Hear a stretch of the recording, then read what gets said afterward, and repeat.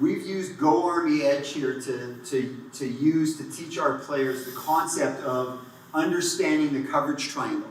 And the coverage triangle to us is a outside linebacker, corner, and safety, or another coverage triangle we would use would be an inside linebacker, outside linebacker, and safety that you can't see. So we use coverage triangles as part of how we identify what the defense is going to do, what their intentions are, and ultimately what the coverage is going to be. Coach Steinberg, I have a question. How many triangles total do you teach a quarterback? So we'll use two different triangles. We'll use a triangle that uses the corner, the outside linebacker, or nickel and safety, okay, and then we'll use another coverage triangle depending on what area of the field we're reading, which involves an inside linebacker, outside linebacker, and safety. So regardless of the different coverages, my quarterback only has to learn two triangles. Regardless of what coverage they're in or what we're teaching them, there's only two types of triangles that we would be able to identify and read. Now what we've done is we've taken the diagram and we apply it to video. So this is an example from a quarterback's perspective using the GoPro at practice, which I would highly recommend for quarterbacks, is try to film as much as possible so that you get the quarterback's perspective.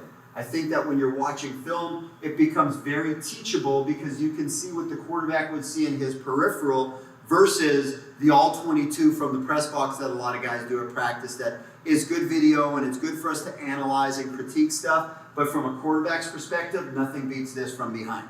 Okay, so this now takes a look at the coverage triangle, outside linebacker, corner, safety. Okay, so we would see that in the coverage triangle, there's two safeties, and now we can look at depth-eyes leverage of the corners and outside linebackers. Okay, what's the body posture? Where's their eyes? Okay, what's the leverage? And that would help us determine what the coverage is going to be. This is now an example of how we would use the GoPro to teach a read concept from the quarterback's perspective. So this concept is a spacing concept that we're going to run. It's an object receiver read, which in one of the later lessons or videos, you'll be able to understand how we teach the different reads in our offense. And the quarterback wants to get the ball to this receiver who's going to run what we call a spacing route, a modified curl. This receiver is going to run what we call a short route, okay, where he's going to sit inside, and then the third receiver is going to run out to the flat. We have a backside route that we can come to late where he's going to work, I believe, a comeback. So we really want to get the ball. It starts with the middle receiver who's going to be our object receiver running the modified curl, and depending on where they squeeze it, if it's not open, we're going to go to the next guy. So if you take a look at this, they squeezed it from the inside. Okay, as they squeeze it from the inside, you're going to notice the two linebackers from the inside drop to the area where we want to throw the modified curl. That's the object receiver.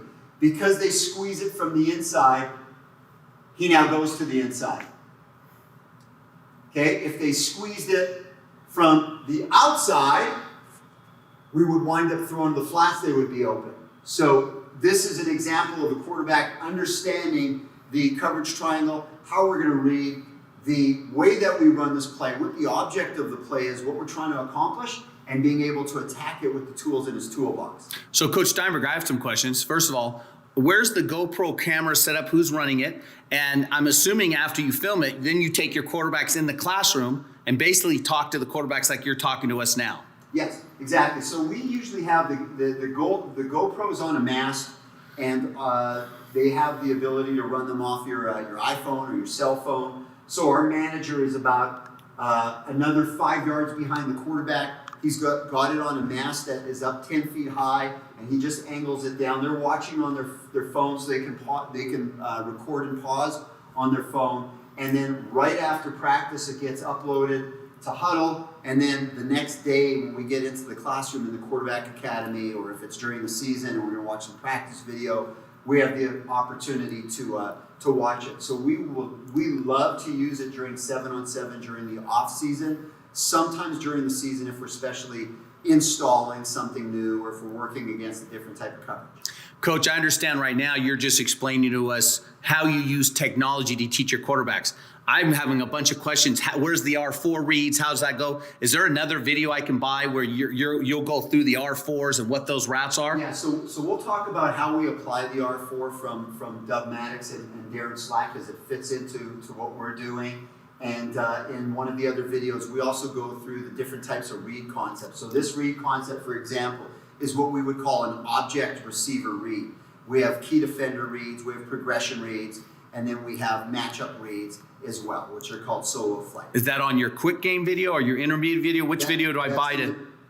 That's going to be part of all the other videos that we do. Awesome. Coaches, Rick Stewart with allaccesscoaching.com. I really hope this video helps make you a better coach. Make sure you hit the subscribe and like button down below so we can let you know when new content becomes available, because we're all about coaches helping coaches. And remember, coach, better today, never as good as tomorrow.